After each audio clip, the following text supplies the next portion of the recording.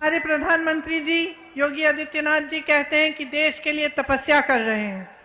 मैं बताना चाहती हूं, आप कोई तपस्या नहीं कर रहे हैं, अपने बड़े बड़े जहाजों में घूम रहे हैं।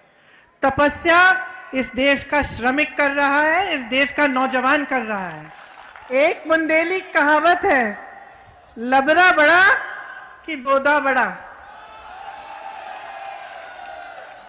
तो आप जानते हैं कि कौन बड़ा।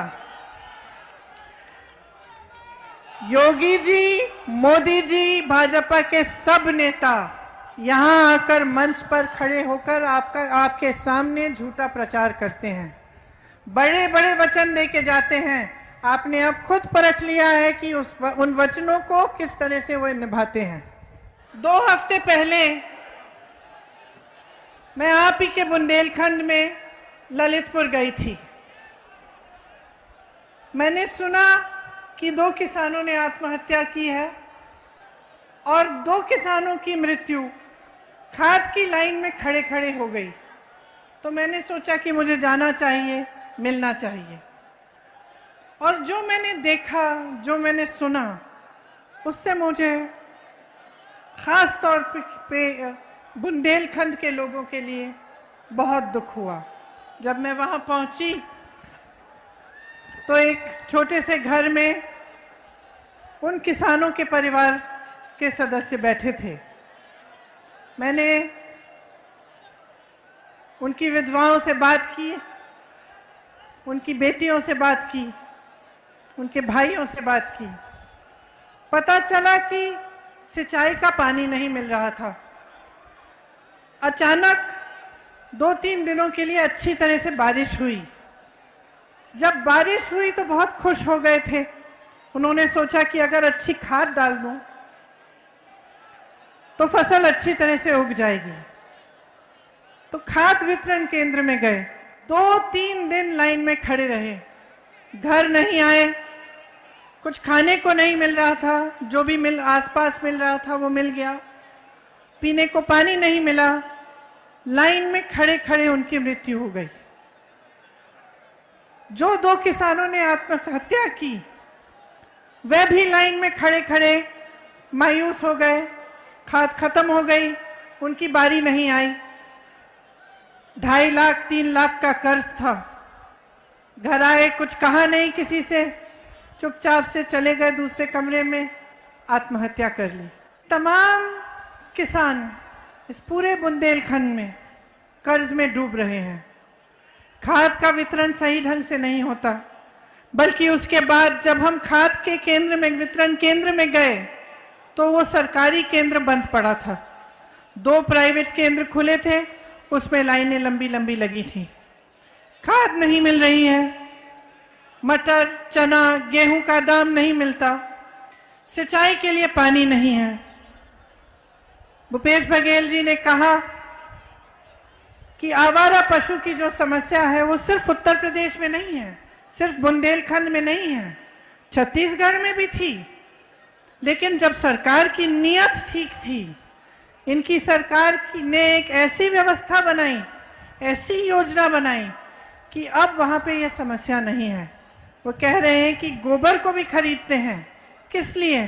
ताकि ये समस्या दूर हो, ताकि आवारा पशु न घूमे। यहां उत्तर प्रदेश की सरकार तो ये मानती और पहचानती भी नहीं है कि ये एक बड़ी समस्या है। 1500 किसानों ने आत्महत्या की है सिर्फ बुंदेलखंड में। आप सब जानते हैं कि महंगाई किस तरह से बढ़ रही है, डीजल और पेट्रोल का क्या दाम हो चुका है। यहां से बहुत पलायन होता है, और पलायन इसलिए होता है क्योंकि रोजगार बुंदेलखंड में नहीं मिलता।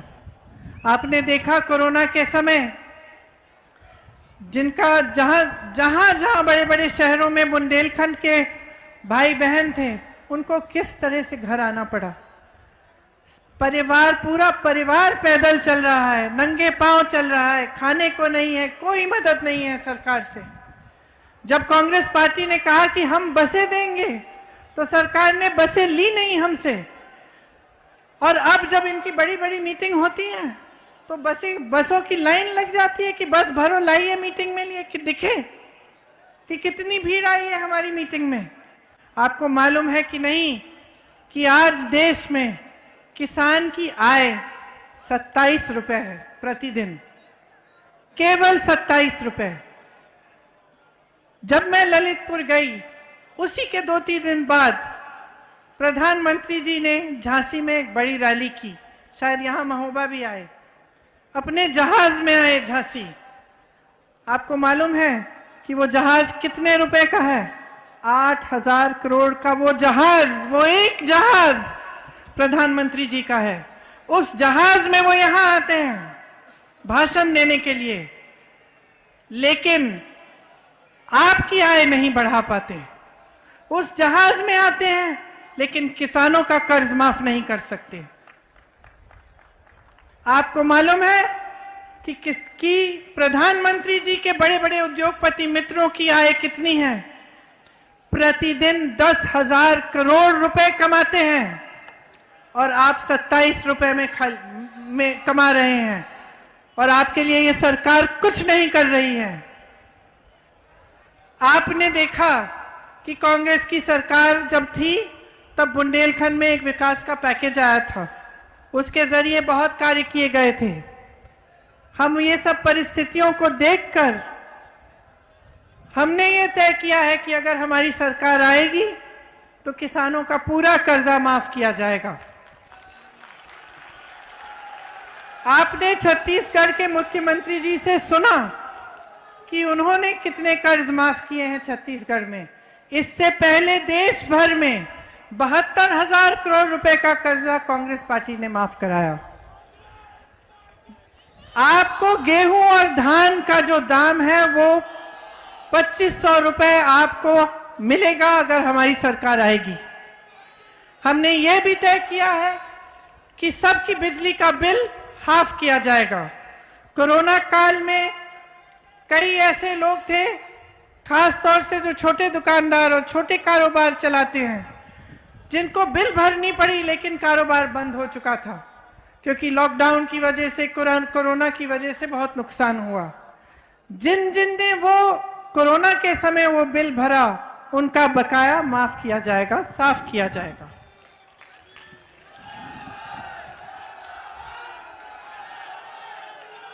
हमने ये भी तय किया है कि जो आवारा पशु की समस्या है उसको दूर करने के लिए जो छत्तीसगढ़ में मॉडल है वही हम यहाँ पे भी करवाएंगे।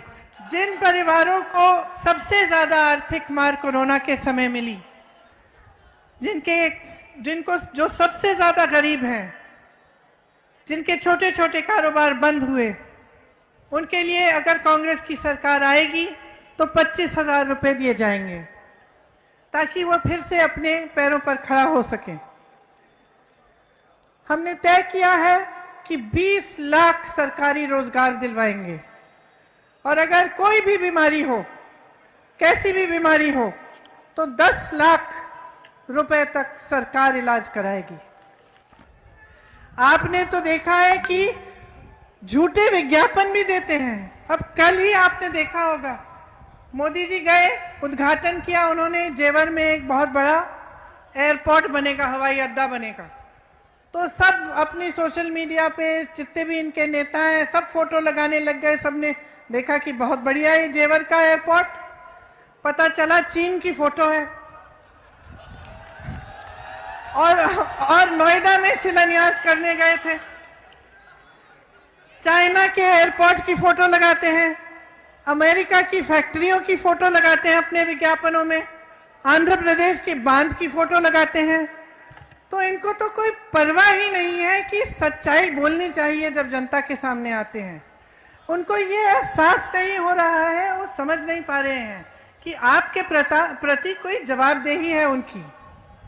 वे समझ रहे हैं कि उनका काम सिर्फ चुनाव में झूठे वचन देना, यहाँ आना, मंच पर तमाम आपके सामने वचन दे, उसके बाद आपको भूल जाएं, चुनाव जीत जाएं। उसके लिए कुछ भी प्रयोग हो तो ठीक है, धर्म का प्रयोग करेंगे, जाति का प्रयोग करेंगे, अलग अलग प्रयोग करेंगे। अब देखिए, कोई नहीं कहता कि जाति का अधिकार आपको नहीं मिलना चाहिए, आपको पूरी तरह से मिलना चाहिए। राजनीति में धर्म का, जाति का प्रतिनिधित्व पूरी तरह से होना चाहिए, लेकिन चुनाव के समय आपके विकास के मुद्दे की बात होनी चाहिए। चुनाव के समय जो भी नेता आपके सामने आए वो आपको बताए आपके लिए क्या करने जा रहा है, और चुनाव के बाद जो 5 साल है उसमें करके दिखाए, नहीं तो अगले चुनाव में आप उनको हराइए।